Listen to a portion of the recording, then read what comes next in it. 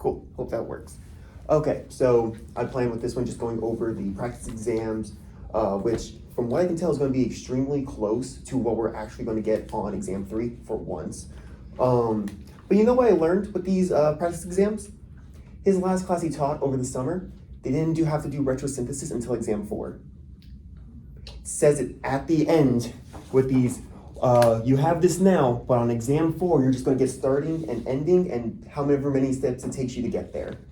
Retrosynthesis, we get it on exam 2, and I just wanted to rant about it. Hey, welcome. Hi.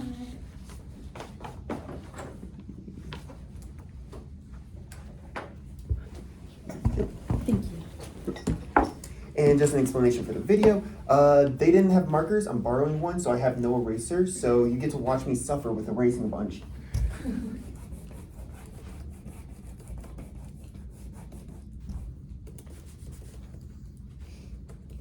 So let's see how much practice I have. Do I have this memorized? Thank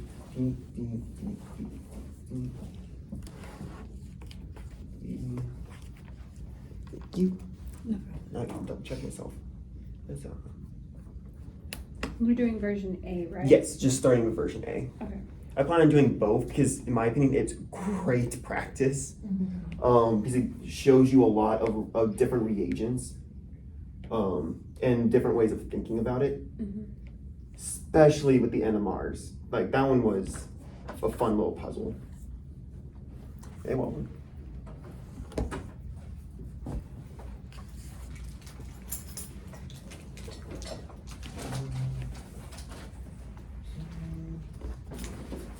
Okay, let's see. Okay, I'll be talking out loud for the video, so I know the glare is bad. H2O. This one is, oh my gosh, 3 with Na and H2.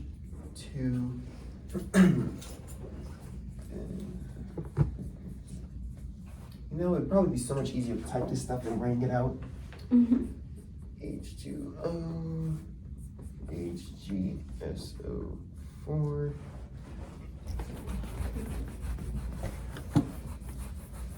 No, that's good enough. And this one is, okay, screw it, I'm not drawing that one out. Whatever. Mg, ether,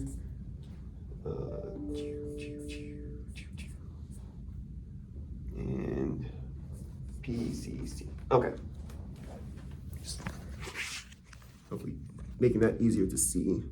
For those who weren't here when I was talking about it earlier, I think it's in reverse on here. Someone's sick, and so I'm going to be sending up a video. Oh. So starting off, which one of these 4 do you guys want to start with?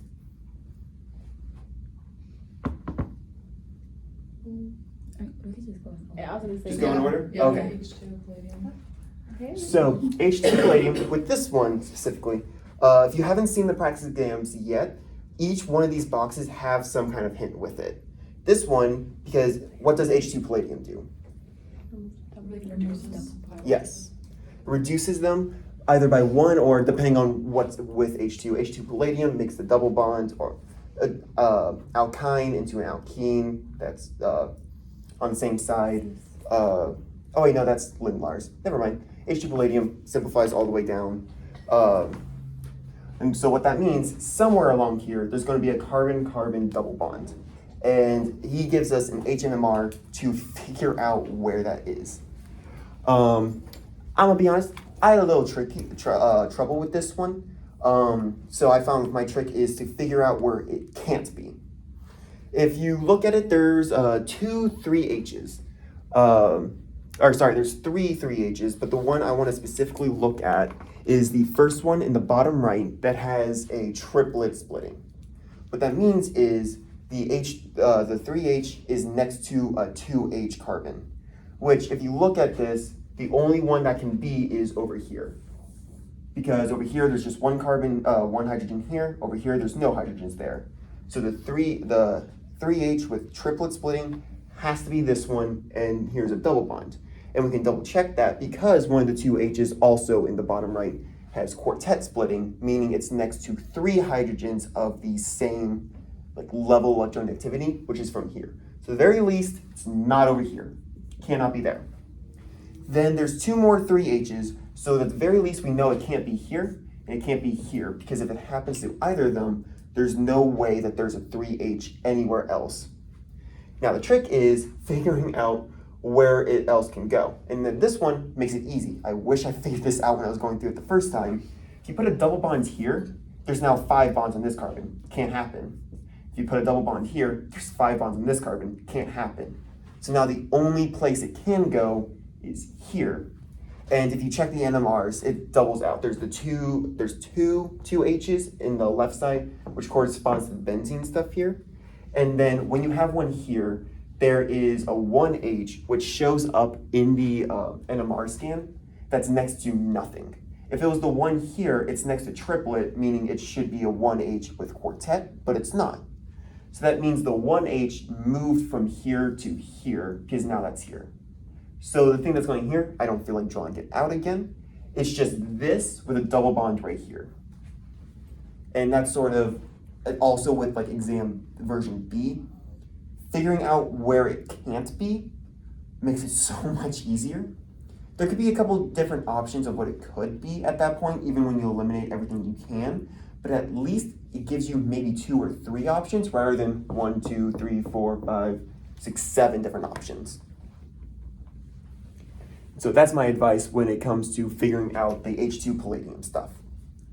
Now, this one over here is the ozone with ZnH2O. What does that do?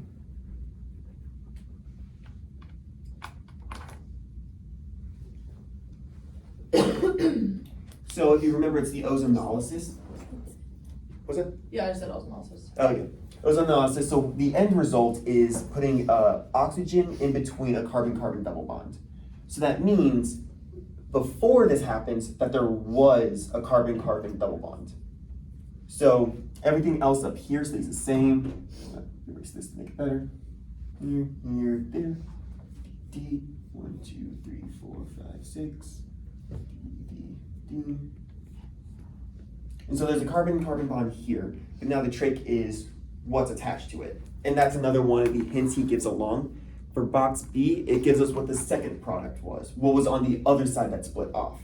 And he says it is 2-methylpropanol. 2-methylpropanol. Is that how I spell it? Yes, cool. Any idea on what that looks like? 2-methylpropanol.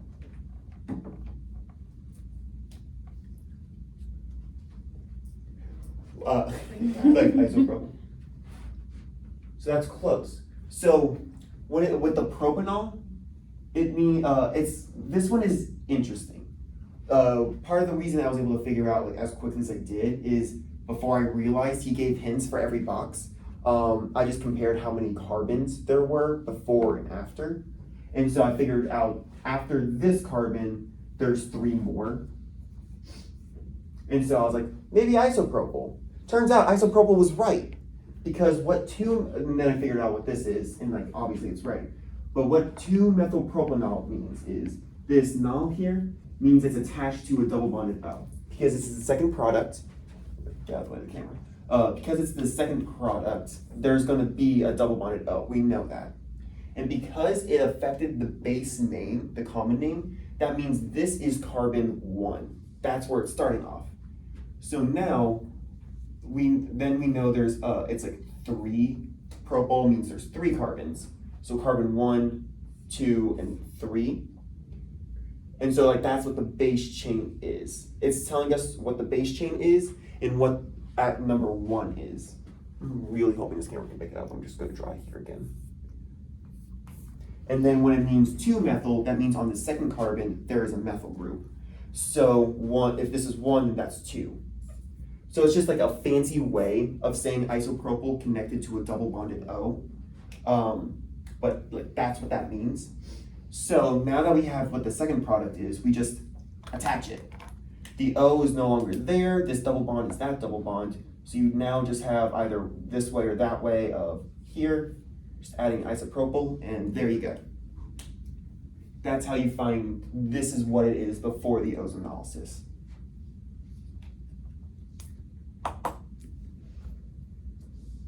Any questions with that?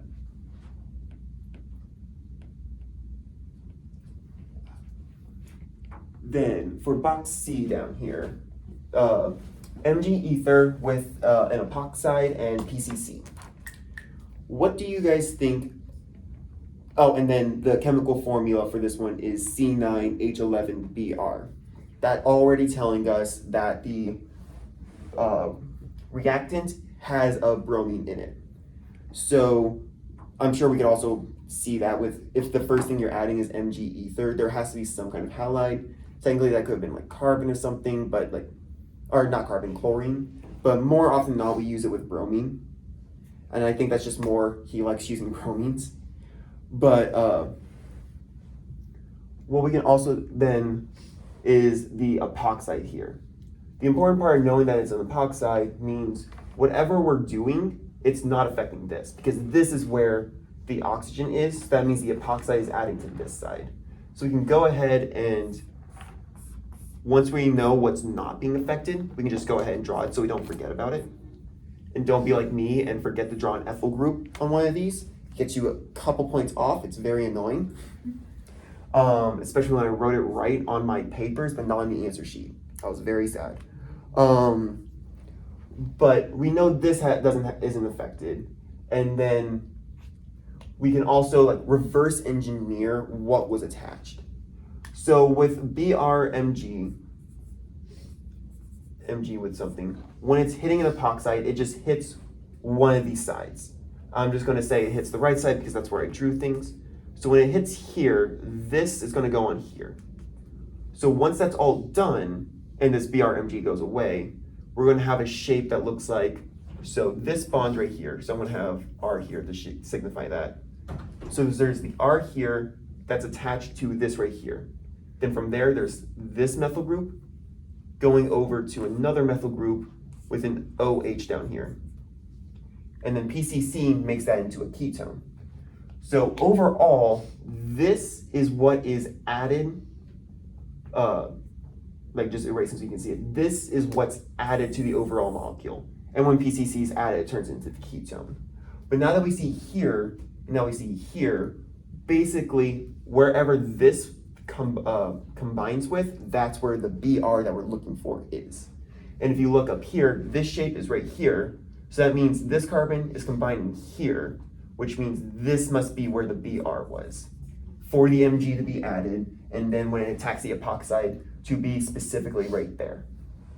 So what it looks like overall is here, sorry, let me back up. It's like, let me redraw here. BRMG. Not makes a new bond, but like this takes the place of MgBr. That's my bad. This carbon takes the place of the MgBr, meaning that the Br needs to be attached here for where that carbon will take its place. So it looks sort of like a ninja star. Hiya. I know I went back and forth with the answer kind of bit right there. Is there any questions with that? Hey, welcome. Hi.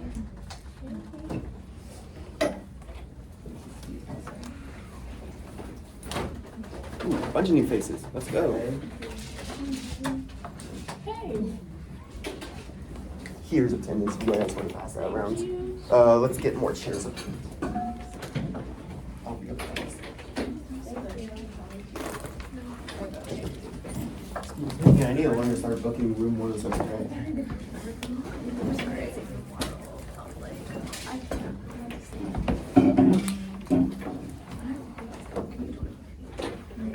I'm a little confused. Yes.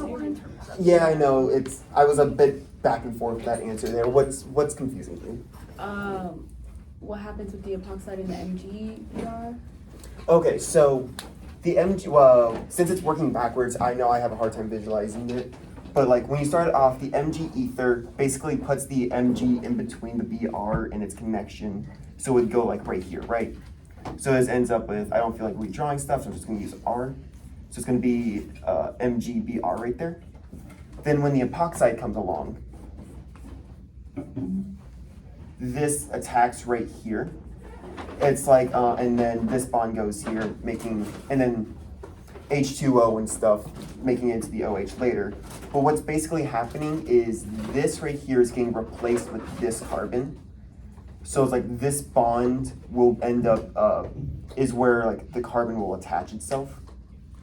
That's where I put it, when I was doing it earlier, I put the Br too far back, forgetting that it takes the place of and not makes a new bond, in a sense. So the epoxide, when it hits, ends up making this shape where this was, like this was where the MgBr used to be before it was kicked off. Does that make sense? Yes, I'm just confused on how you know where to put it, like the MG or well the BR. So the BR, it was like a sort of reverse engineering in a reverse engineer already. So what it was is the BR could have been anywhere. Could have been anywhere. Because all we know in the first step with adding Mg ether is that there's a BR somewhere, we're adding Mg. The part that like solidified where the BR would be is with the epoxide.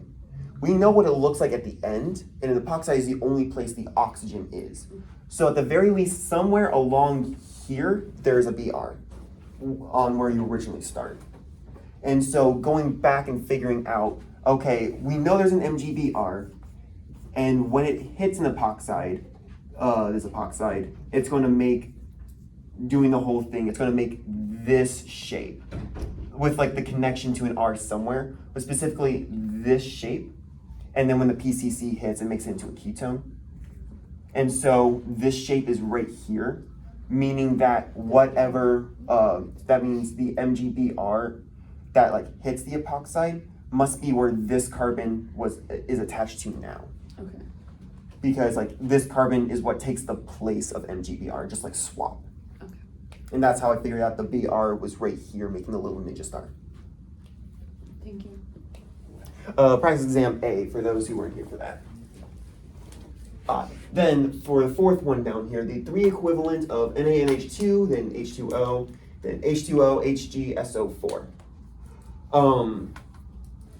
With this one, it was very much, I think when I do it like a reverse engineering, I like puzzle solving. So when it gives us the, so you can double check my work. When it gives the molecular formula, it is very much a, the molecular formula tells you a lot with this one, especially since it tells you that there's two BRs.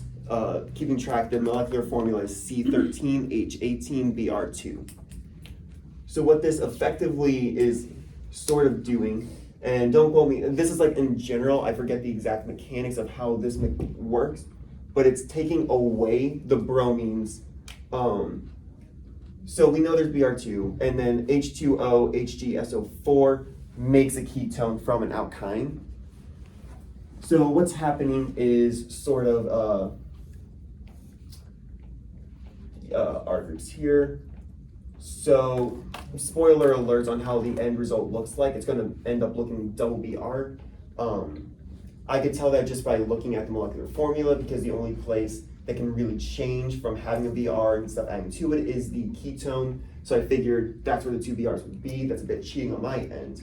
But what's actually happening, just so everyone knows what's happening, I hope the video can get this, is when the NaNH2 then H2O is happening, it's basically taking, making an HBr, taking away with this coming here, going to the, as far as I know, less substituted side.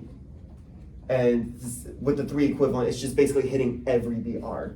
So this is also going to go right there, making an R like this sort of thing. And I'm not sure if that's like exactly how it all looks. Maybe it hits this side, fully no, but what ends up being is you're making an alkyne from the NH2.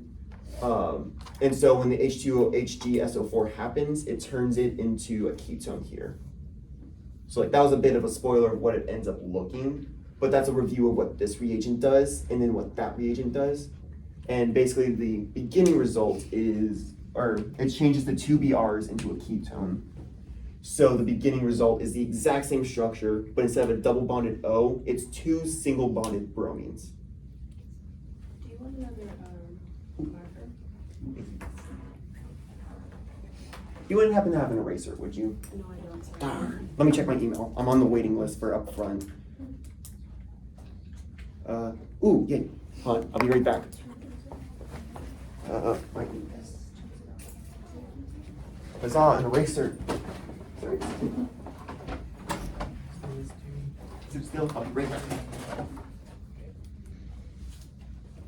Did anyone get what he put for the reagent for H2O and HGSO4? Like what it does? I think it just makes the ketone.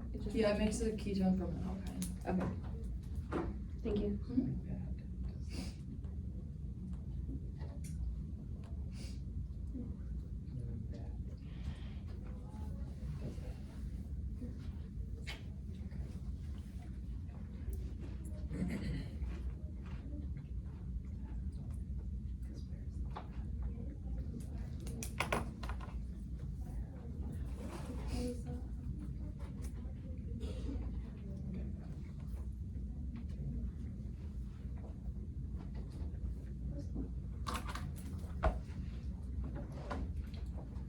Huzzah, an eraser. The bane of my existence is over. Oh, I'm sorry. Was everyone done with that? Okay, I sort of forgot to ask. Okay, let me get that out of the way. Sorry.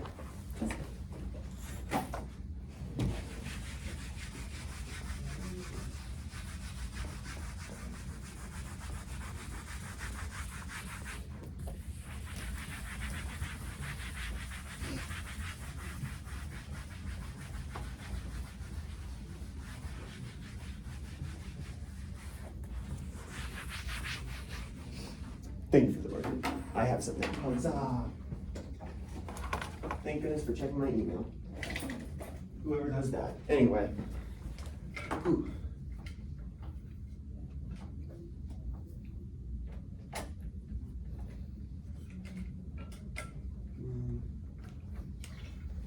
Let's see, which of these markers works best?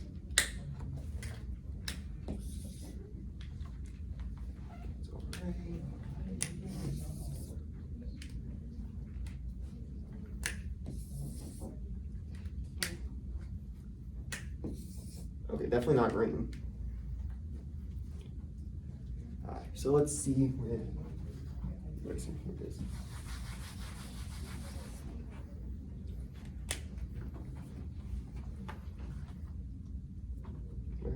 Oh, there we go.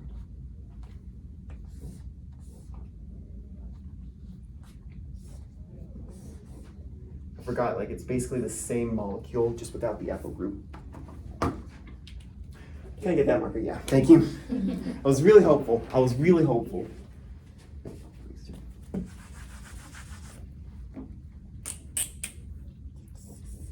So much better. Thank you so much.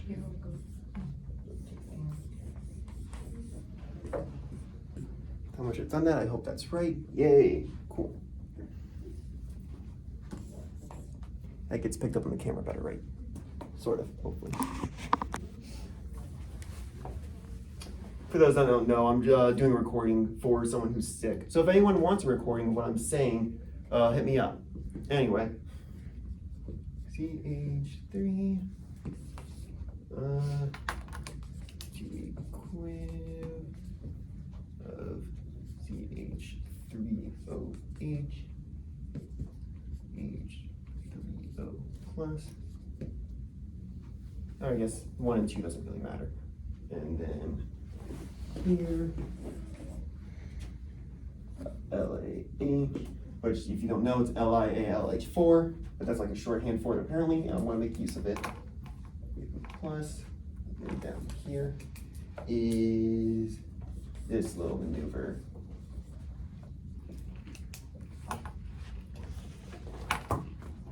So going down the order a little bit again, PH3P with CH3. What's going to happen there?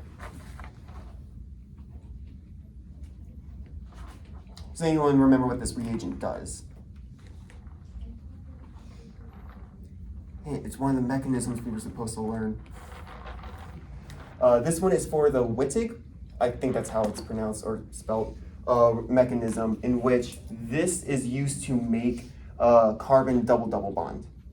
So what it basically does is this and oxygen go away and it's replaced with whatever's here. So in this case, it's going to be C and then, so CH and then CH3 there with everything else.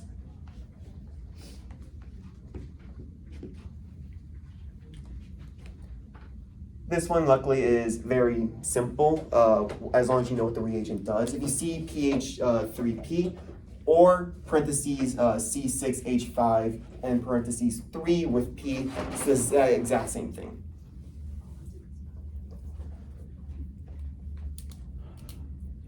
If you're part of the general Orgo chat, I have the Wittig mechanism drawn, so if you want to see what that looks like, then you can go there and see what I have already.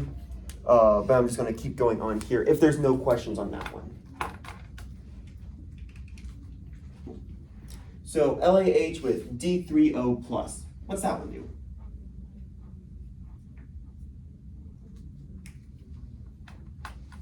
So what it does is it turns the ketone into an OH. But the important part to realize here is with the D here, it means it wants you to show where that hydrogen goes. So the basic premise is, once again, I have these drawn out in the general chat, but the spark notes, as you will, the H from LiAlH4 hits here, knocking this off, and then this one gets an H from the H3O. So what's going to end up looking like, I don't feel like drawing it all out again, but it's going to be an OD instead of an OH. Because that hydrogen is specifically from where the H3O plus comes in. And so if you ever see a D in a reagent, that's just taking the place of a hydrogen. I know that confused me a little bit till I figured that out near the beginning of class. Whew, I need to learn how to breathe more. Any questions with that one? So the next one over here, 2 equivalent of CH3OH with H3O. So what this one does is, not one I really knew, it was more looked at the molecular formula, because with all of these, I'm giving what they do, but if it's anything like the practice exam, we're gonna get hints or some kind of way to help figure it out beyond just the molecular formula. I'm just giving y'all the hard version. You guys don't get to see the molecular version, the molecular formula, or the hints for it. Though, to be fair, this one doesn't have hints besides the molecular formula, but that's besides the point. The important part is the molecular formula says that there's 2 O's in the total thing, plus 2 extra carbons. So what happens is, and it turns out this reagent turns this double bonded O into 2 single bond OCH3s. And if that makes sense with these. So what I would assume is now this is just me with thinking out loud. I don't always know the exact mechanisms of what's happening, but if I were to guess, the H3O plus is adding on to the oxygen to allow this to come off for OHCH3 to attach themselves. Now it's a bit more complicated than that, but again, that's the Sparks Notes version. What happens is separately, OH and then O attaches here, and then the H2O breaks off and the CH3 attaches on. But that's basically what's happening, is the CH3OH with H3O plus takes the place of the ketone here, effectively making it exact same, but with this instead of the ketone. Then the fun part for me is, because recently I learned this one when I was working on the mechanisms, NH, this is the same as, if you look at the mechanisms, R2NH. What that basically means is the N is going to attach itself here. It's going to take the place of the oxygen, but something to keep in mind is that N doesn't want more than 3 bonds. So if you attach it to the double bond, that's going to put it at 4 bonds. It doesn't like that, but it's not going to reject these R groups. What's going to happen is, to make itself happy, is one of the bonds is going to come down here, making a double bond over here on the more substituted side. So instead of going left, it will go right because there's more happening and it likes that. And then you just bond the end there. Again, not drawing it all out because I don't feel like it. Is there gonna be an N here? And then the H is gone with how the mechanism works. And instead of a double bond being here, it's gonna come up here. So it's gonna be the exact same with, I'll draw a bit more just to keep it in perspective. That's CH3 and then the benzene ring over there. That goes just in general, if you ever see R2 and H, this is exactly what's gonna happen. But if it's R and H2, then the N can attach itself and keep the double bonds. Because it only has one R group, it is more than happy to reject a hydrogen to keep the double bond. Again, technical SparkNotes version, mechanism is a bit more technical than that, but that gives you the gist. Whenever it comes to, oh, this reagent, that's what happens. Any questions on any of these? Can you repeat the RNH2 one? RNH2? Yes. So what happened here with how the R2N attaches it here, doesn't like the double bond because that means it's 4 bonds, so it goes here. When it's an RNH2, the exact same thing happens with NR, but there's no second R group here, so it can have the double bond without being upset. It is more than happy to push off its extra H's to make this form. So it's gonna be the exact same thing, but instead of moving the double bond, it keeps the double bond. Okay. And it loses all of its hydrogens. Just make sure you don't add hydrogens. Thank you. Any other questions on this stuff?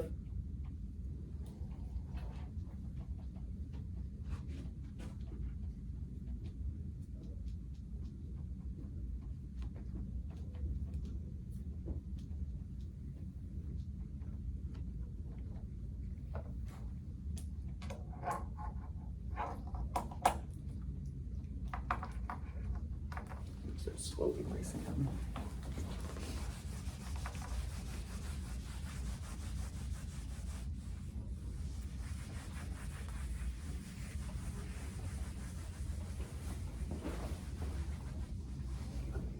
Please. Is that last one called an enemy? Oh yeah, the imines and animines, yes. Okay. The double bonded N is the imine, this is the animine. Okay. Thank you.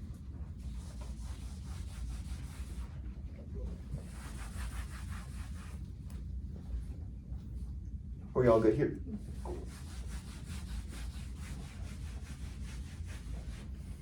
Okay, so the next problem on these practice exams, I don't know if it, from what I remember of him saying the questions, this isn't gonna be one we have, but I do think it's a good way to think about with like the retrosynthesis type stuff, or at the very least practicing these mechanisms. So it has this benzene, like this, with this epoxide here.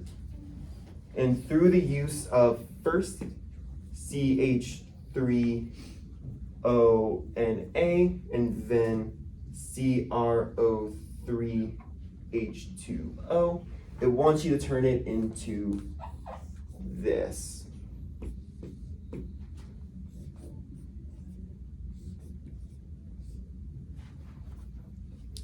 And I like these questions, although it's not something we'll show, it's like good practice with recognizing the reagents and seeing what happens.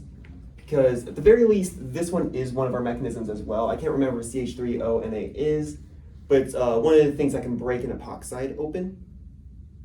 So what happens first in this is, first we use the CH3ONA, which the Na has a plus, the OCH3 has a minus. And what's gonna happen is this O is going to attack right there.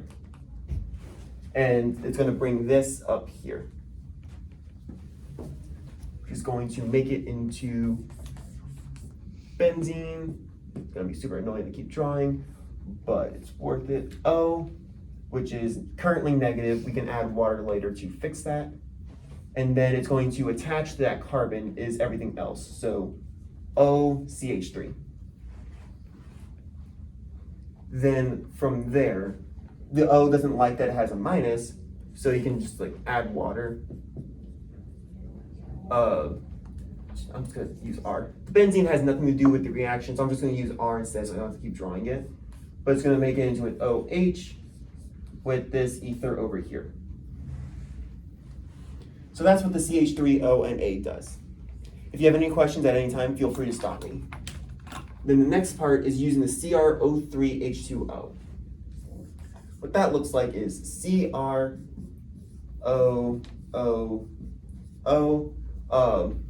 One of these is going to be like yoinks this hydrogen here, and at the same time, this like oxygen is going to bond there. So what it's going to end up looking like, I'm not sure if that's actually how it is. Again, it could be something more technical. Review the mechanisms. I don't have them all off the top of my head, unfortunately.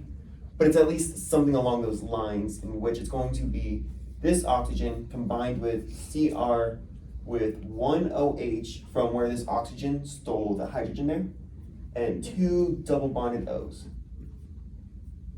with O there. Then from here,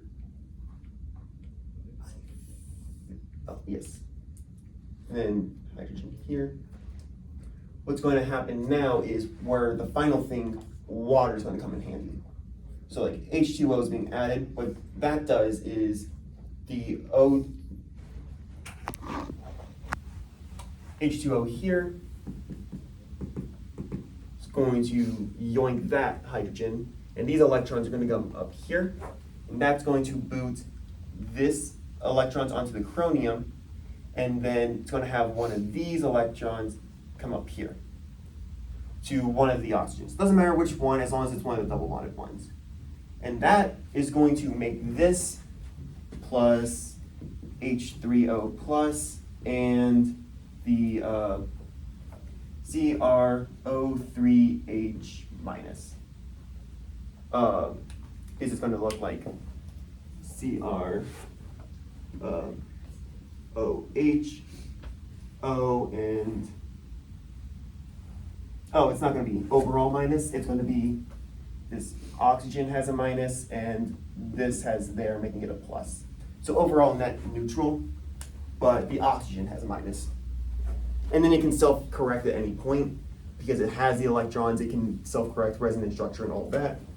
But that's what happens with there.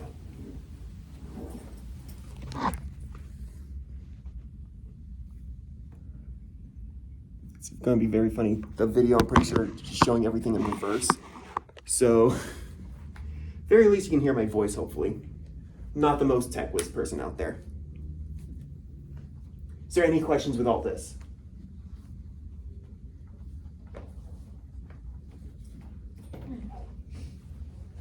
Very least to summarize what it does, in case you don't want to use the mechanisms, is CH3O and A. A lot of times when it's like Na, the Na is a plus, so it doesn't have any bond to really break, so everything not the Na attaches to something. And that's one of the things that can break an epoxide. On the less substituted side, there are some that can break the most substituted, but that's not in this case right here. Then the CrO3 with H2O is able to turn an alcohol into a ketone. It's one of those that can do that.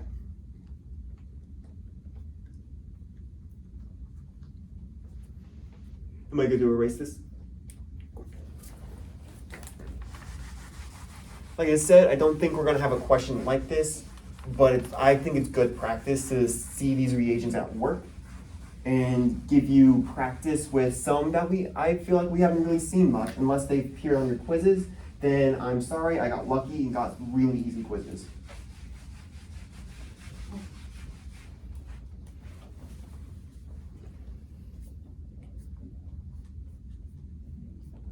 And then the next question is draw mechanism, which all of those, once again, are drawn on the main chat. Now, here's the fun one.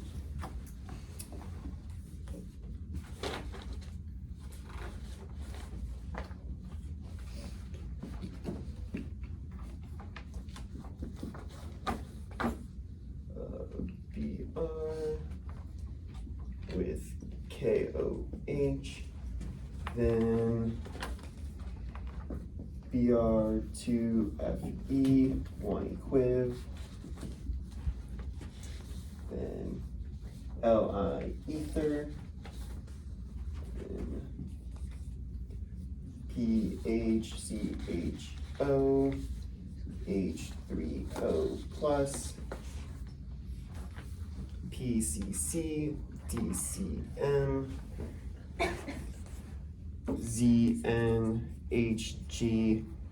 HCl, and finally O2 in general, which I believe is O2 light, but I'll put it on, but it's not on there, so could be wrong. Double check me on that. So this is one of the ones like on exams we've had where it's just like fill in the reagents. On the practice exam, it also wants you to put the number of what the reagents correlate to, like what the actual process is called. I'm not going to put y'all through that torture. You can review it if you'd like, but it's basically just like, what's the name of this reaction type of thing. Which I don't think we're going to be having on the exam. He didn't mention that. So if it is, might want to practice it just in case, but I don't think so. We have enough to worry about as is. Okay, so does anyone know what this molecule with KOH does? Good, I didn't either. I feel better now. What ends up happening is it makes an ether. So what it is, and this is one of the things you could figure out with what's on the screen. It shows you what the end product is supposed to look like. And in the end product, at some point, the O switches to an O into that. So what ends up happening is it just takes the OH and turns it into an ether attached to whatever is on this side.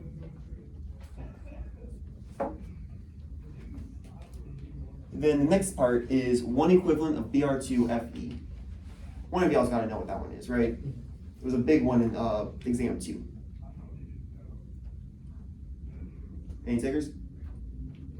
It adds a Br to the main benzene ring. Now you gotta consider like the OMP, sure, but it doesn't really matter because these are both, all of them are O and M, and the P's are taken.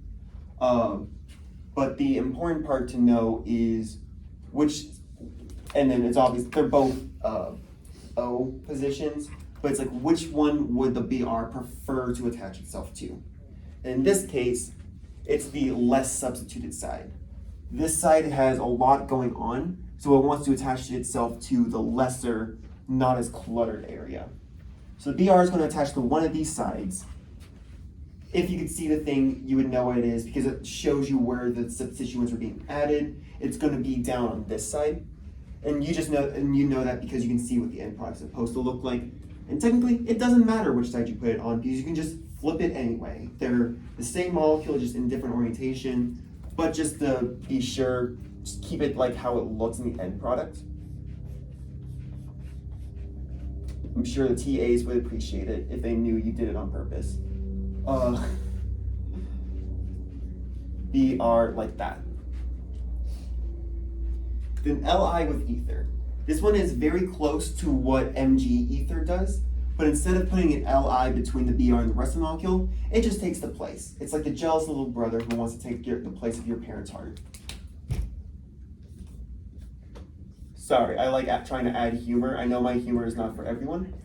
No, it's funny. We're all just stressed. Anyway, welcome to college. But what happens is the Li just replaces the Br entirely.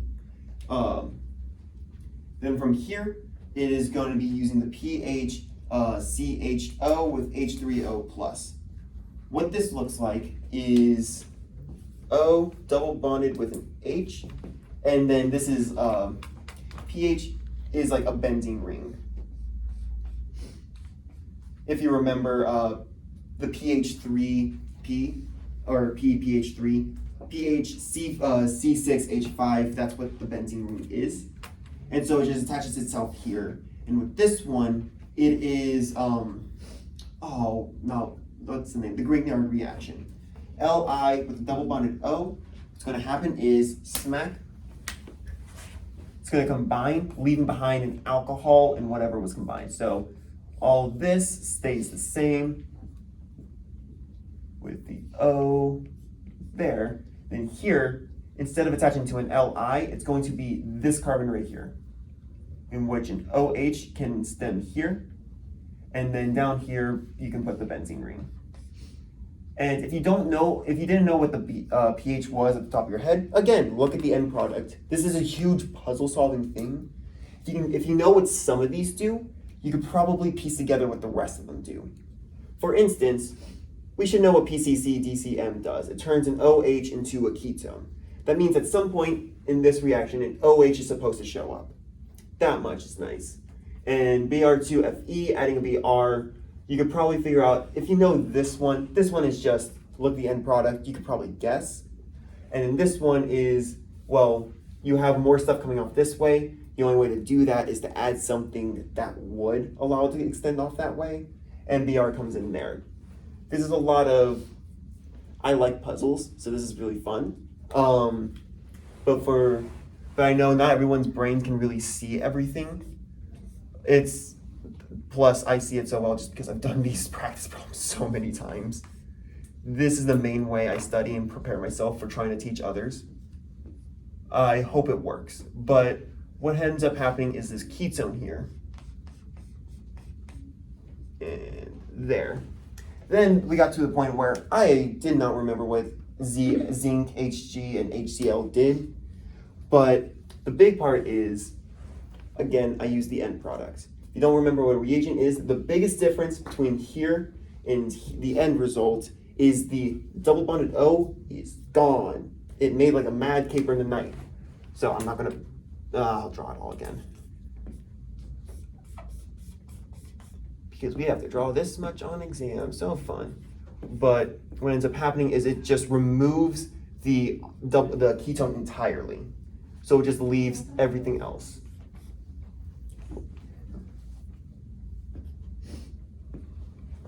And then O2, or O2 with light, I'm not sure if there's a big difference with it, but what it does is it adds the peroxide next to an ether. And again, you'll see exactly what it looks like if you look at the end product. But since I don't have that displayed up here, what ends up happening is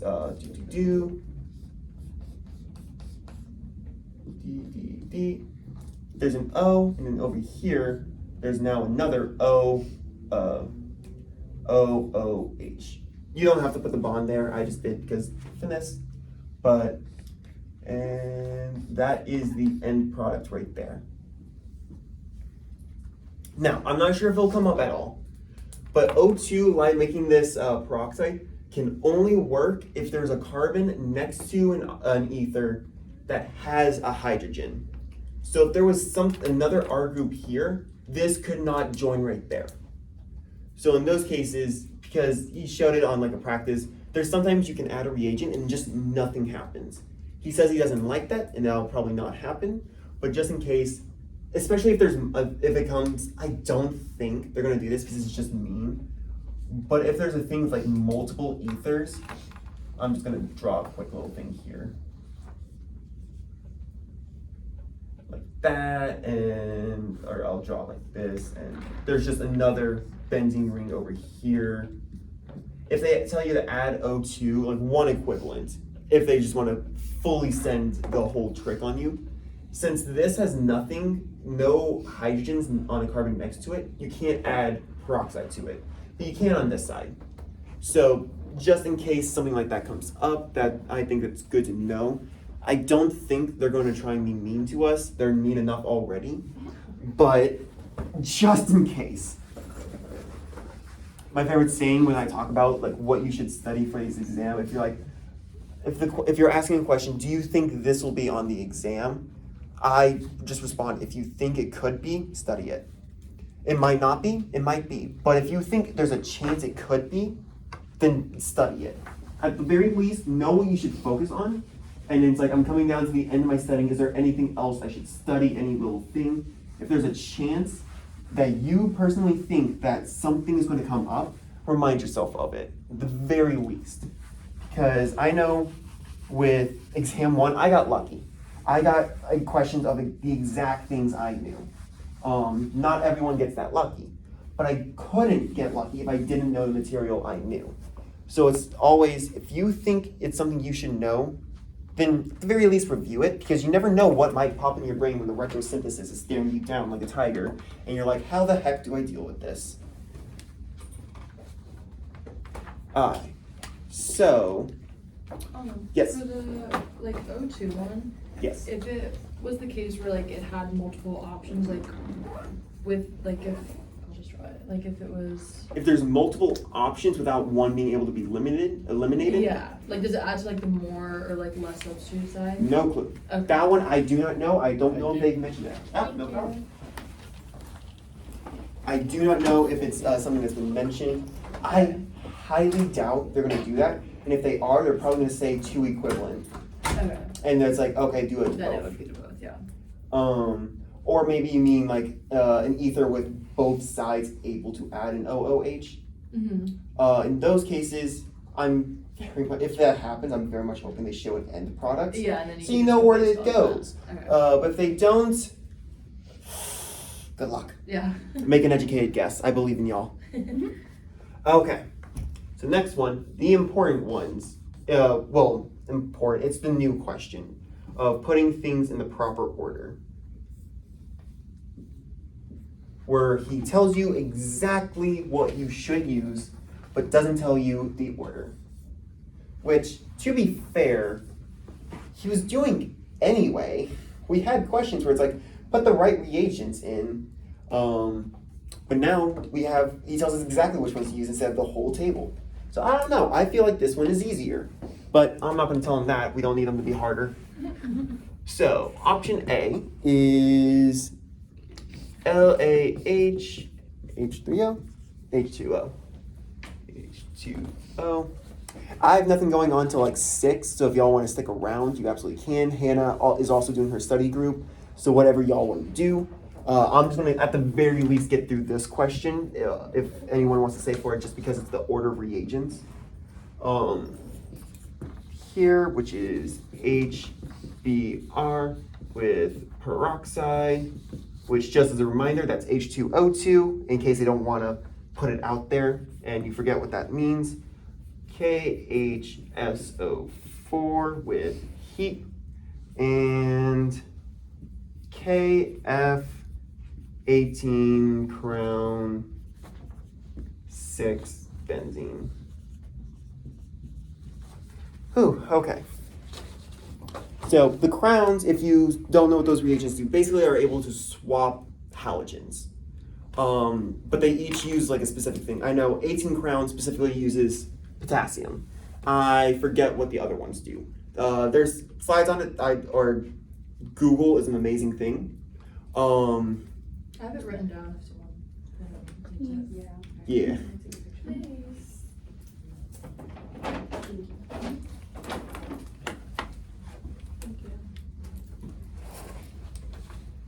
Oh, there's clear. Thank you. Thank you. But the basic premise with it is at the very least with the 18 crown with the KF, it is able to switch a halide that's on the molecule with fluorine. How it does that, I can't explain it. It's not one of the mechanisms we had to learn.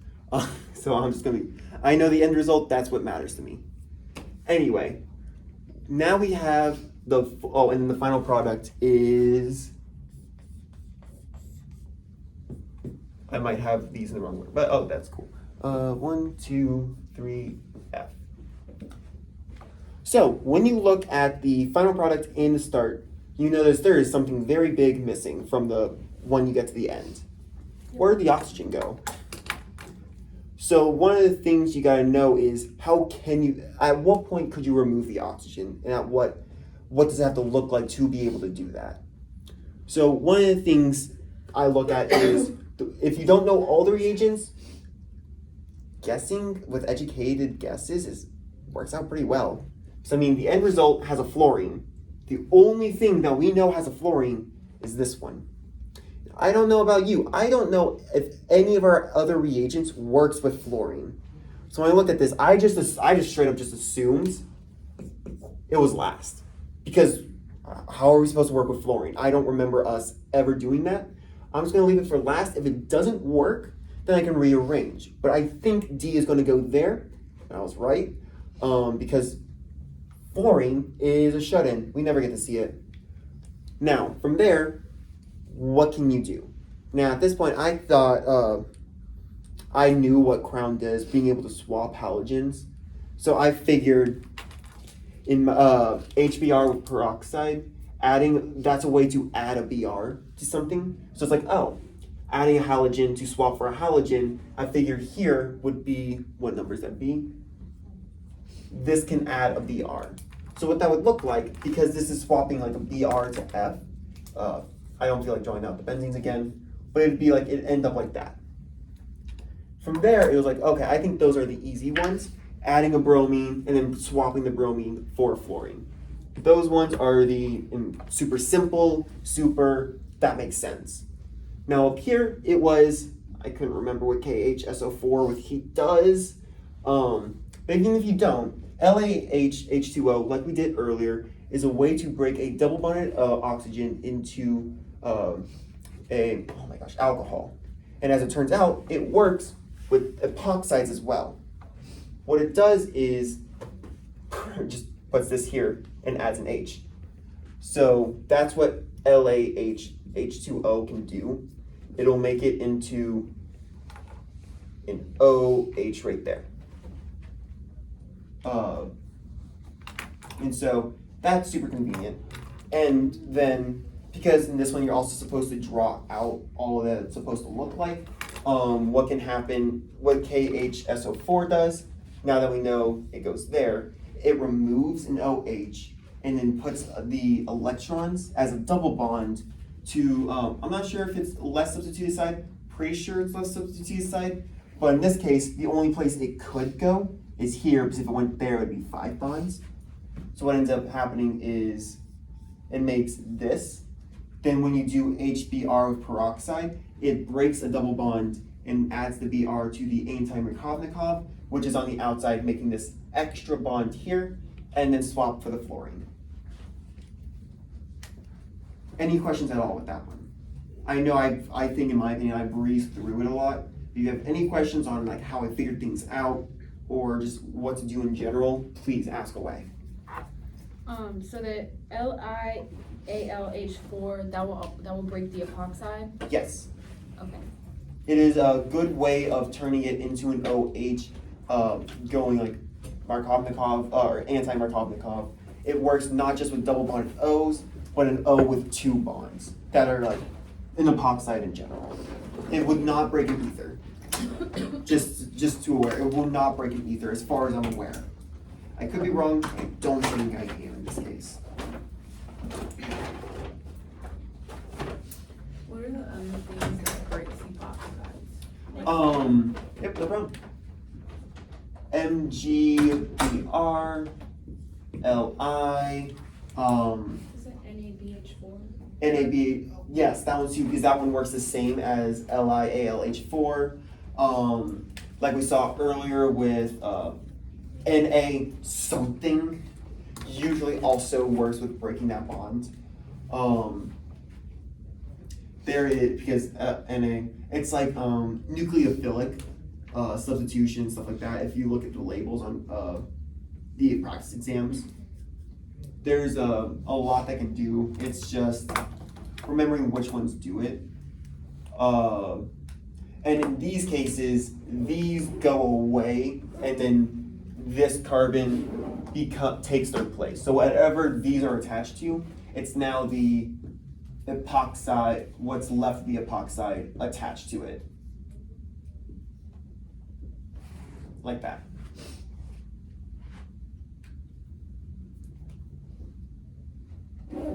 Can you explain the part C version again? The KHSO4, yeah. Yes. So what, I don't remember the full, oh, do you want a marker? No, you're fine. You can use it. I'll see. We'll come back to one of your other study groups and I'll get it. Okay. Oh, I can't remember. Anyway, that's not my strong suit there. Remembering, academics I'm doing great with. Names, I know her name just because we're in communication a lot. Which, in case you guys don't know, if you ever have questions, you can message me on GroupMe like directly. You don't have to ask the general chat. If you just need answers, you can just ask me directly. You won't be the first, and you definitely won't be the last. But what happens here is KHSO4 just eliminates the OH entirely. I don't know the mechanism. It could be the bonds from the H going somewhere, but I think the OH goes away. It could be the H from the SO4 making water, and then breaking off and something coming here. But it just takes this and like its bond in its place just becomes a double bond to one of the carbon substituents. I'm pretty sure it goes anti-Markovnikov to the less substituted side, but that's something definitely double check me on. Because at the very least, there's no room for a double bond here, but it can make a double bond here, and so that's why I have it there. Okay. Thank you. No problem. You're good. So then the HBr peroxide just breaks the. It breaks the alkene, double bond and then adds the bromine. adds the bromine. HBr with peroxide does anti-Markovnikov. HBr with heat does Markovnikov addition. So if it was HBr with heat, it would have been here instead of out here. Okay. So this is for you said peroxide is anti. Yes. Okay. Peroxide, like those acidic conditions, loves anti-Markovnikov. If you see something peroxide, it's definitely anti-Markovnikov. That's one of my rule of thumbs with figuring stuff out. H2 palladium, checkpoint right there. I need a double bond somewhere. With peroxide, anti-Markovnikov. Whatever I'm doing, at least do that side. Okay.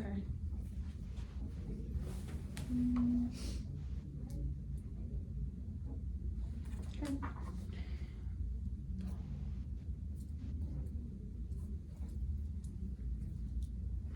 Then let's do this one. If y'all are still willing, I'll stick around and do another one of these examples. Please.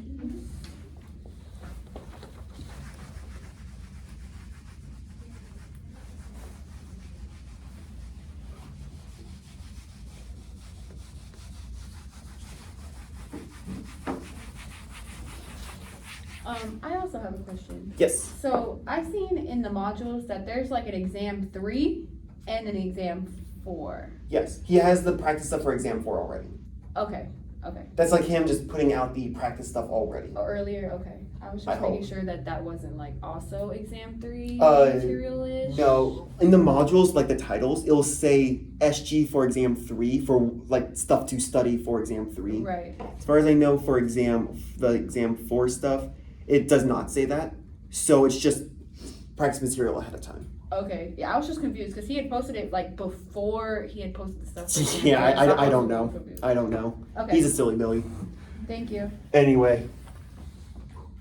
But I will tell you, it is terrifying when he asks you to come in to talk because you didn't score good enough for him on the exam. I got an 89, so he's like, you went from 100 to an 89. I never had 100, he just added my grade wrong. Who's really the dummy here? Don't tell him I said that. I'm so happy with the 89. Yeah, but it's like, because he wants A students, so he's like, you went from 100 to an 89, come to my office hours, let's review it. Right. And he's like, I was considering dropping you, but I was able to explain why I got things wrong. There was box 1A, right? And then box 2A for like those different questions. There was an SO3H that was supposed to be added here. I put here for no reason. Everything else was right. But I did that and got 6 points off, and then forgot an ethyl on another thing, and that's another 3 points. Oh. So I would have had a 98 if I wasn't dumb. Learn from me. Double check your answers. Say everything right, but not in the answer sheet. I copied it wrong onto the answer You have sheet. to copy it over. Yeah, that Anyway. does sound. Yeah. This goes for you as well. Because, like, Don't it takes up don't repeat what I say. time. It Anyway, takes up time at the end. I'm like scrambling to write it all over, and I'm like, I have to like triple check it because I don't want to like copy it over wrong. I hate it. Literally. oh, absolutely. Anyway, D, then D, S, CH3. This one, I wonder if he's going to do this, because if he does, But this one, it has 8 options. Based on what he said, it's just going to be a question we're going to have 4 and use them. But I'm going over this one just because it's more options. Really makes y'all think. I'm going to force y'all to talk this time. As much as I can, at least. But let's see here. But it's like, it gets you thinking of the different paths you could take. And if you look at exam version B, there's actually a shortcut. One of the reagents allows you to come directly from here to this box by one reagent. So he said on there, he said if someone did that, give them 2 bonus points. It was like using the HgSO4 yada yada yada to basically just shortcut without having to do that. 1 NaH, 2 TSCl, C is ZNHG, HCl. Pop quiz. Anyone remember what that did from earlier? I was just thinking that Clemenson. What was that? That's Clemenson. It really Yes, it is called Clemenson. I'm not good with the names, Yeah, but I'm not good at the names. If you guys where we have to put the names, that's gonna be so annoying. it was very much, when I was doing the practice exam, I did this, when using that, I got that right purely because it was the one name. All the other names explain exactly what they do, and then Clemenson. Yeah, true. Then Clemenson. What does Clemenson do? Well, Yeah. this isn't any of the other things, Yeah. so it has to be Clemenson. D is SOCl2, pyridine, whatever, French people. Anyway, oh my gosh, why is there so much writing? BH3. If I wanted to write so much, I would have been an English major. H2O2. What's H2O2 again? Peroxide. Yep. Wait, what? H2O2 is peroxide. Oh. Like I said, this is one of the cases where they didn't write the name. So just as a reminder, it shouldn't be too hard, but the more you learn, the easier it is to recall. The easier it is to recall, the more time you can spend on the retrosynthesis problem. Yeah, true. So I can tell you, I stared at that problem for like 5 minutes on the exam before I was like, oh, I actually think I got this. Yeah, I literally started like making stuff up. I was like, I think this was fully wrong, and then it literally wasn't until after the exam I thought about it again. I was like, oh wait, I think that was actually right. But I was like fully thought I was like just making stuff up. Which, fair. Yeah. Okay, here's the full list. NABH4, what does that do? Carbonyl to alcohol. There you go. And then NaH with TSCl, come back to that. Clemenson, we already know what that one does. What does SOCl2 pyridine do? It gets rid of the alcohol and turns it into an ether, I think. Is that what it's called? Where it's the O in the chain with the carbonyl and then whatever the R group is. Not this one. SOCl2 replaces the OH with a Cl. Replaces the OH with a Cl. Oh, Yes, okay. I think it's in, I'm gonna double check myself here. It should be that, but if you look at the reagents list, it's one of the ones we should have known from Orgo 1. The one you're thinking of is in most cases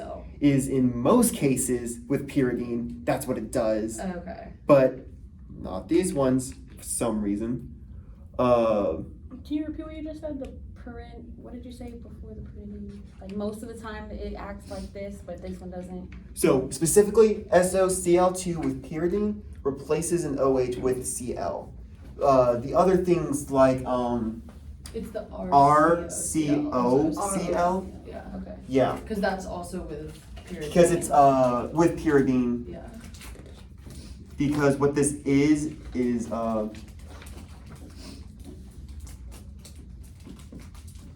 and that's how you know it's gonna make that ester group with like an OH because it has that double bonded O.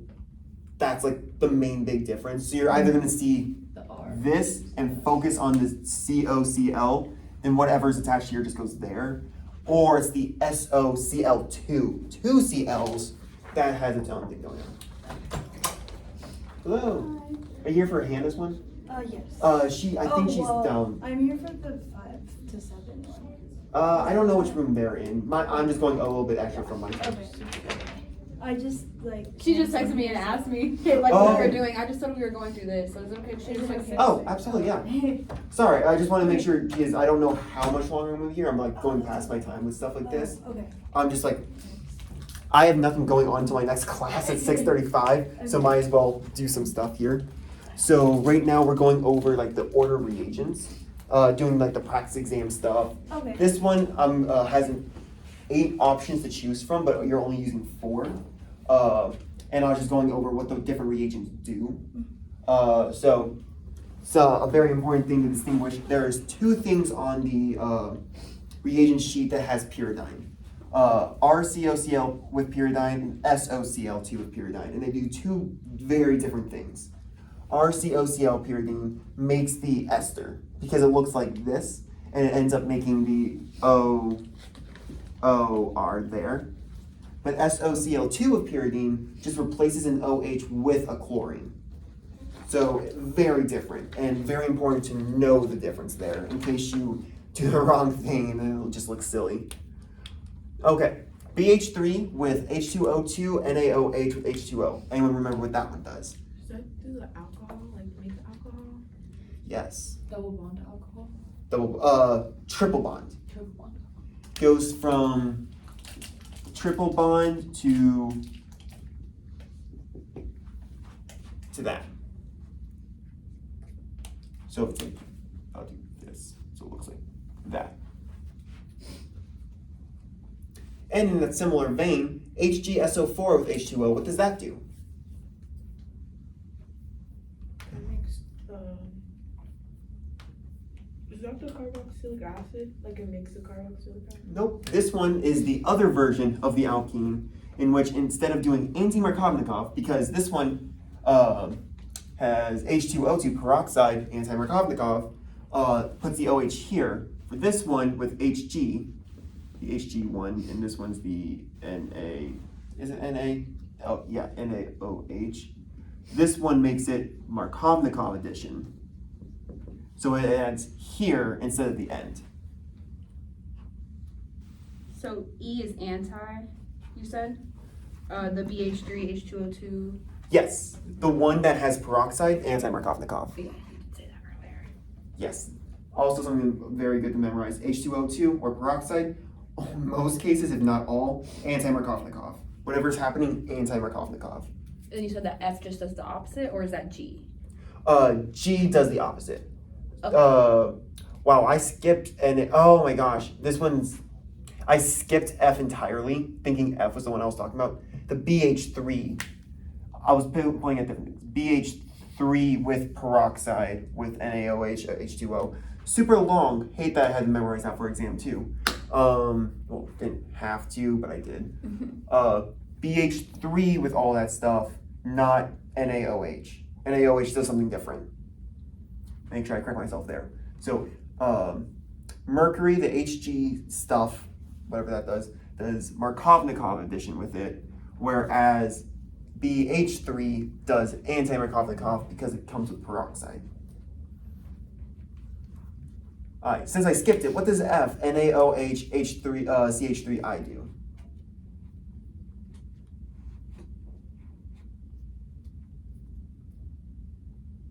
This is one of the ones that the entire unit is basically about. It is one of the ones that creates an ether. What happens is an ether from an OH. The OH, the NaOH, so like minus plus, this OH takes this hydrogen, and then, or not takes, I don't know the full mechanism, but like it ends up making a minus HI leaving, and replaces the O with whatever the halogen is attached to. So in this case, with CH3, it's going to turn an alcohol into just an O attached to a CH3. So that's what that was going to do. If it was like CH3, CH2I, then it'd be O, CH2, CH3, etc., etc. You said it replaces it, so. It's like whatever is attached to the halogen replaces the H. O gets left there, everything else gets attached to it. Okay. I like to think of it as the H just runs away with the halogen and just leaves their families to like figure stuff out. If you can't tell, I like making stories for these things. It makes them much more memorable. They don't usually have happy tales, but From OH, then Then finally, NaSCH3. What do y'all think that one's gonna be? And I wrote all of it out. I didn't forget anything, did I? Nope, that's what all it does. Cool. What do y'all think that one does? Is that nucleophilic substitution? Yeah, Na usually means nucleophilic substitution with this. If you can't tell, Na with the plus and the minus charges, it's basically SCH3 will attach to something. Now, not giving super like hints about things, but I just talked about two different things that can attach a CH3. What's in that end product that gets added? CH3 right there. So just a hint, either F or H, which can attach a CH3 in some way, could be the last one. Then there's the SCH3, and then there's like I, but like, I'm sure is there any other way to attach an S? There isn't. Okay, may have just given it away. Anyway. So, since I already told y'all I'm gonna make y'all talk, what y'all think should be happening? Oh, I did like breeze past one. B, NaHTSCl. I did an easier one earlier on how to do that one. What do you guys think is happening there? Does the NaH take off an H from an OH, and then the TSCl is like attached to the O, which makes it a good leaving group, like to create OTS? OTS, there it is. So something I just want to make sure you get is what she said was like the NaH, which again, NaH usually means remove an H, attach other stuff. What it is you don't attach the halogen.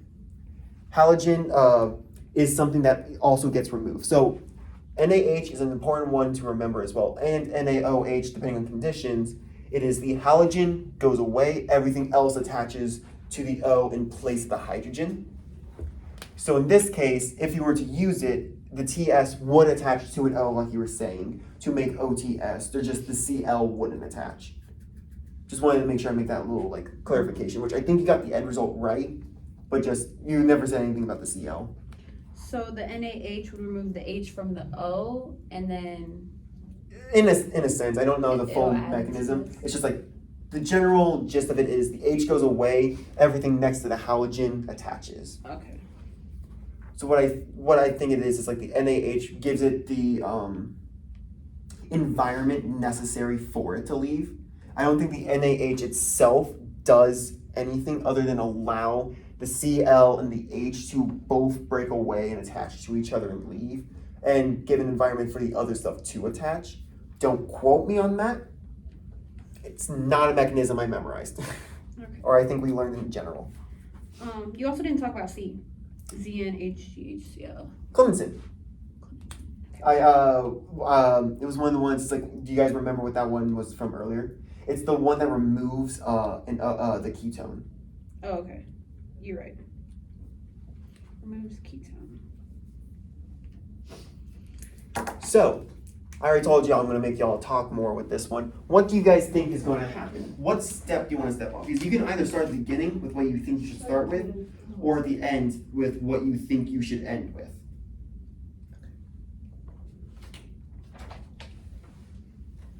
Because I have all the right answers marked down, so I can always check y'all with what happens. You want us to start from the beginning, like with the triple bond? What would happen? Start wherever you want. This is practice for y'all. I can tell you exactly how to do this, but you're not going to see this on the exam. You're going to see something else. This is practice for you to try and figure it out. Figure out the puzzle solving in it. I know, like, I had a bit of trouble with this one. I thought there was different routes. A route I found actually took more than 4 steps, so it was the wrong route. But, and so I kept trying different things. But with this one, it is just, what do you think would be easier, starting at the beginning or the end? And just, anyone can say what they think, and we can go over it. I feel like the end. The end, okay. What do you think is the last step? We know what the end result looks like. What do you think the last step to get that is? Well, like you said, usually like the one that's at the end is usually one, so it would be the NaSCH3. H, yep. I also say I probably spoiled it because I don't think there's anything else on the chart that can add an S. So that was not smart on my part. So there. Now, what do you think it would need to look like for that to happen? If you don't get this, I don't blame y'all. Because I can tell you, I didn't know either. So this is one I had, I'm not sure if you guys need it, but I like bounced back and forth, try and find, going from beginning and end to try and find a midpoint. So I figured SCH3 at the end, like that would be the end, but I didn't know what the heck it should look like. Right. But going off of that, what do you think it could look like, or do you want to go to the beginning to try and find your way there? I would go back to the beginning. I Okay. think it would be E, so then the alcohol is on the On the outside, the anti-Markovnikov? as, yeah. So you're So it's on saying the end. E. The And only you thing can with- like do something with the alcohol to like add more stuff to the end. Like that? I'm a little confused on that one, because I could see it being E, but it could also be G. I just don't know how to choose between whether it's Markovnikov and anti. So then So you say E does the same thing, or G, so the, G and E do the exact same things. This The one only is difference is the OH is either Markovnikov or anti-Markovnikov. BH3 with peroxide is the anti-Markovnikov one. And so when you look at this, you want to use HgSO4 when there's going to end up being branching, because it ends up looking like this. Now you have branches you can use. So this is where you can check with the end result, is there branching? Or is it one continuous thing? one continuous thing. One continuous thing. So I will confirm it is E to start off with, because that is a way to extend the chain and have something to work with going forward. Now, from there, actually, let me double check. I'm pretty sure it is E, I just want to check. Okay. From there, what do you think should happen?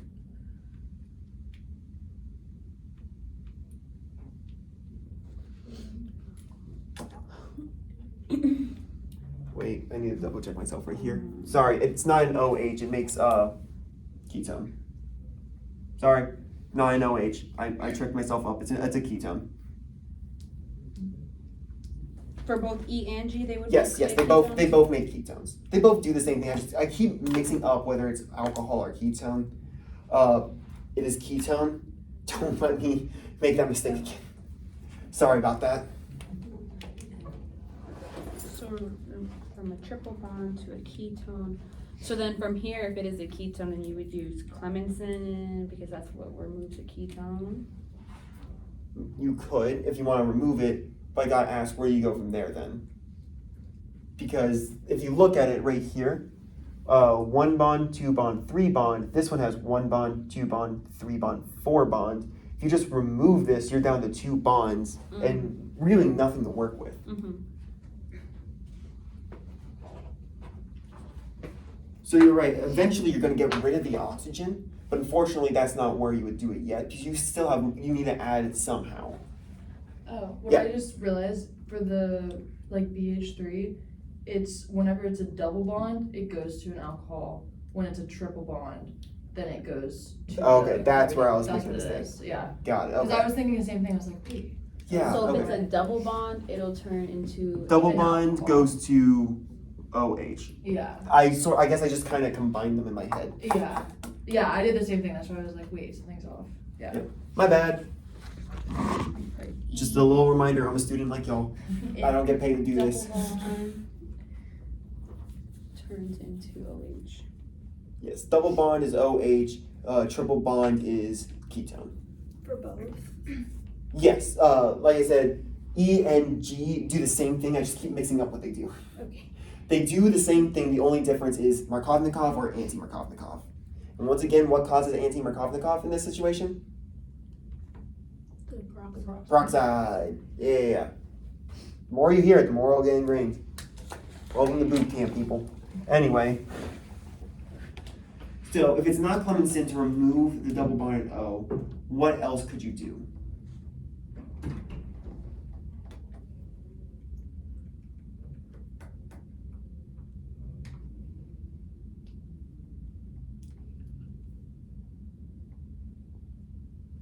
Could you do F, the NaOH and CH3I? Sorry, what was that? NaOH, CH3I. Yeah, potentially. So with that one, you need an OH. Oh, yeah, I forgot we just changed that. Can Yeah, we do sorry, ketone. You know what's up? NaBH4 to get rid of, to make like the To make it into an alcohol? yeah. Yep, there you go. What this one does is it allows it to become OH with an OH much more options to change than a ketone does.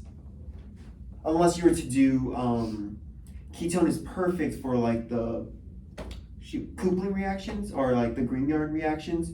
That's where they're great at. In this case, we don't have those options. So from there, A is done. We talked about C, could come up again, who knows? And then we've already done E and done H, and then F, again, we could come up now that we have an OH, but what do y'all think? Because we have an OH now we need to get something down here that'll allow you to add an SCH3 down there.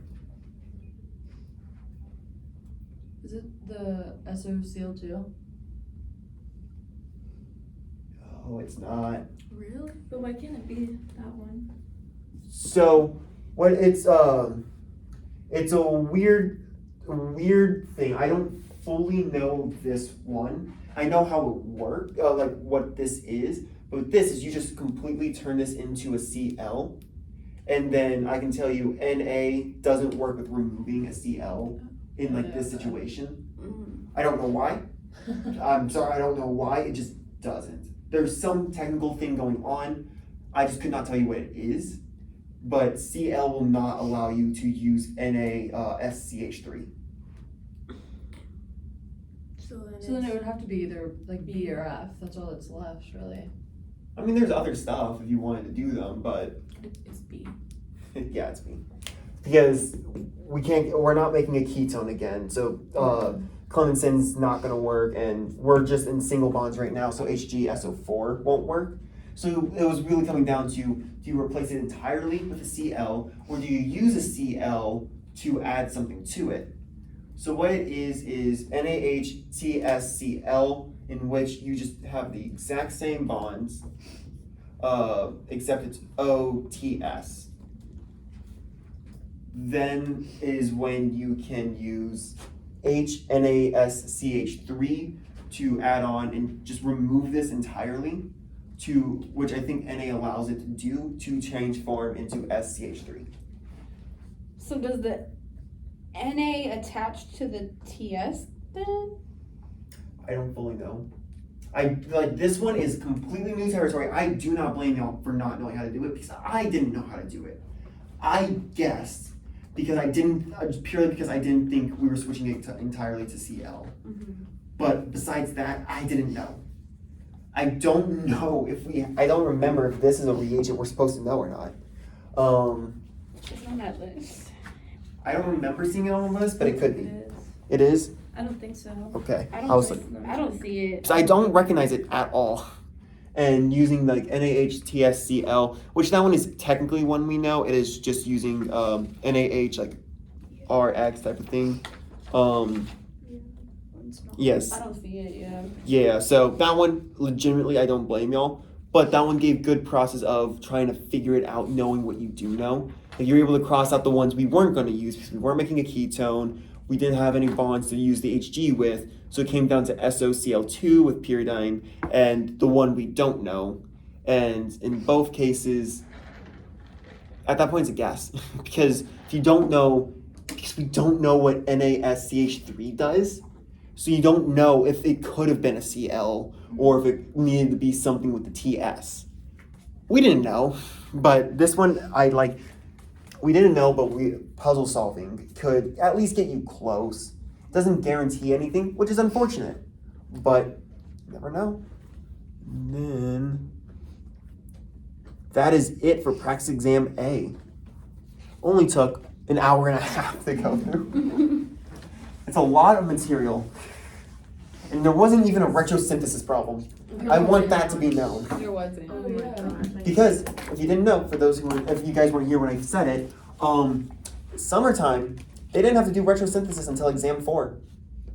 Which is crazy. Which is crazy. He gave it to us exam 2. I did not. I have no idea how to do an exam too. I still have trouble. I Still don't know how to do I stared at it for 5. I speed through Yeah. everything to make sure I had plenty of time to do the retrosynthesis because I knew it was going to be the hardest part.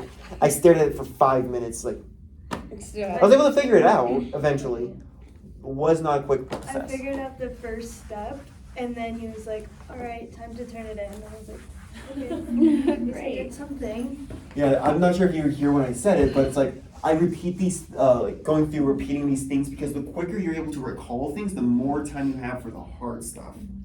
So it's like if you're racking your brain trying to remember how a certain reagent works, or if this one's Markovnikov or anti-Markovnikov, it's like there's no peroxide, probably Markovnikov. There's peroxide, anti-Markovnikov. Now that's not a master rule, but peroxide definitely means anti-Markovnikov.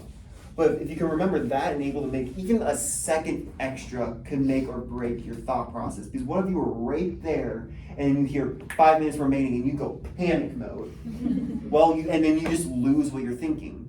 It's happened to me. It's not fun. So the better you're able to more quickly recall these things, I kind of wish I made a Quizlet of all the things I wrote down. I don't feel like writing them down again.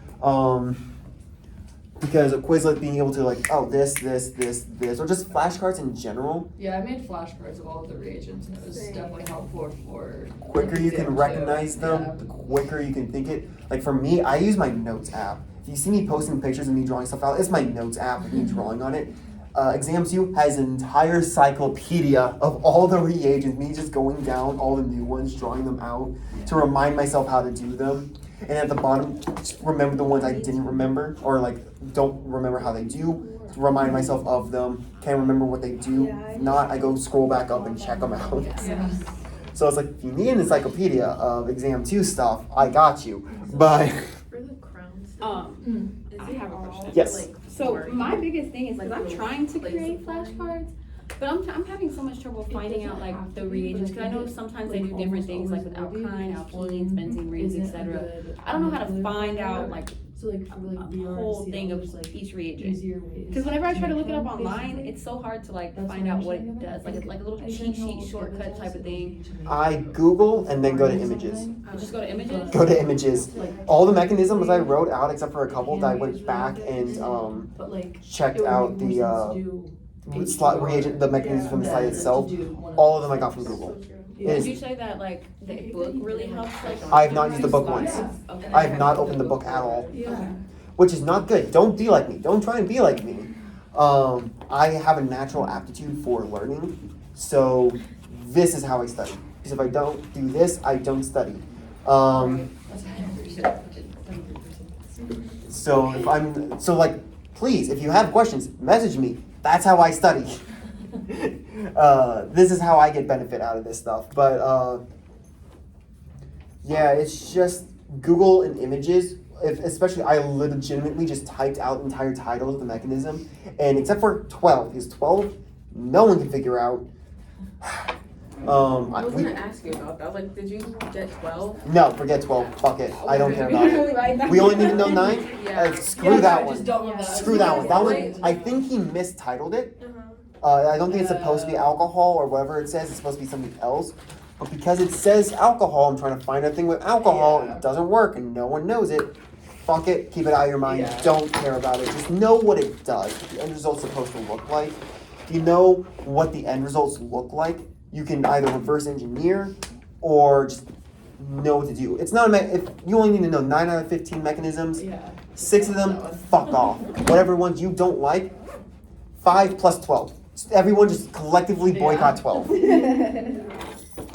It does not deserve a pay raise. Honestly. Glad that joke landed. Okay, I'm gonna. Okay, if there's 15. I know it's probably hard to see the board and stuff like that. If you have any questions, message me. Speaking to 7, and then you had to draw 1.